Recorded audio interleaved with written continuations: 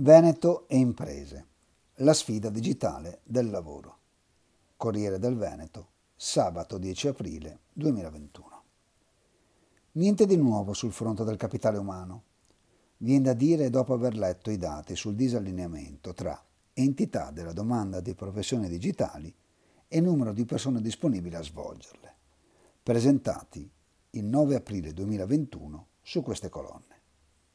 Solo tra le aziende iscritte ad Assindustria Veneto Centro, Treviso e Padova, si parla di ben 5.310 assunzioni nel primo trimestre del 2021 e si stima che il 40% si realizzerà e il 60% non avrà candidature.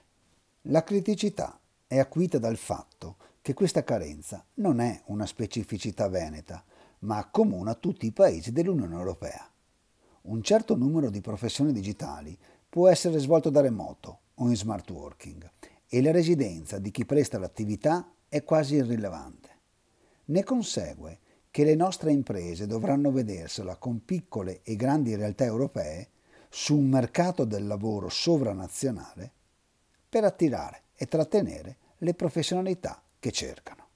Questo mercato è alla portata solo delle imprese che usano quotidianamente almeno l'inglese e hanno una cultura organizzativa aperta alla multiculturalità e all'inclusione. Questo non è lo scenario del futuro, ma del presente, come dimostra l'esperienza del talentuoso Ayoub Abbas, giunto bambino in Italia dal Maghreb con la famiglia, oggi 22enne, con diploma tecnico in tasca e residente nella bassa padovana. Se ad Ayoub chiedete «Che mestiere fai?», vi risponderà così: «Da 3 anni faccio il full stack developer freelance e lavoro un po' dappertutto in giro per l'Europa. Ho clienti in Italia, in Gran Bretagna e nei paesi nordici».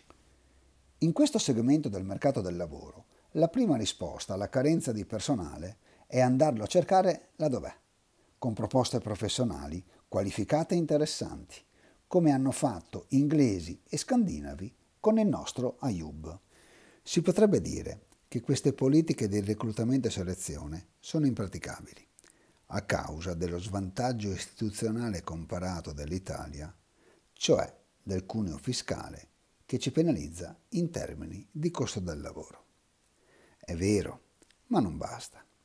Da anni i rapporti BES, benessere equo e sostenibile, ci dicono che il saldo migratorio, ovvero la differenza tra residenti che vanno altrove e nuovi residenti che arrivano da fuori, nel segmento delle persone laureate nella fascia d'età 25-39 anni, per il Veneto ha sempre segno negativo, meno 4,6 per mille nel 2017, meno 2,6 nel 2018, meno 2,3 nel 2019, mentre ha un segno positivo nella vicina Emilia-Romagna, più 15,3 per mille, più 15,5 per mille, più 16,2 per mille. Emilia-Romagna con cui ci si confronta sempre più spesso. Questo dato riguarda tutti i settori e si spiega anche con la struttura dimensionale dell'economia delle due regioni che in Emilia-Romagna ha un numero maggiore di realtà più grandi e più competitive. Questo succede anche per le imprese digitali.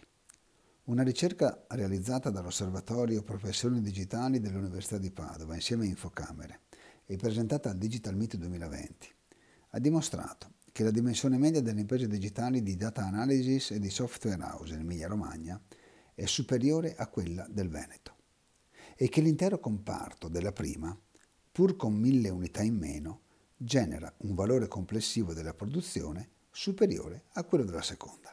Nel breve termine non si può invertire la tendenza e non c'è nemmeno il tempo di aspettare le risorse del Piano Nazionale di Ripresa e Resilienza. Nell'immediato, per il sistema delle imprese digitali del Veneto, la sola via percorribile è adottare scuole professionali, istituti tecnici e ITS, quelle scuole che preparano alle professioni digitali.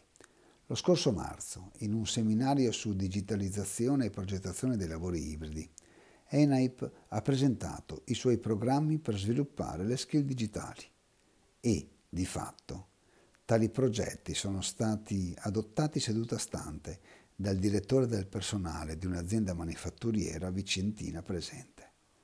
La strada è questa, percorriamola.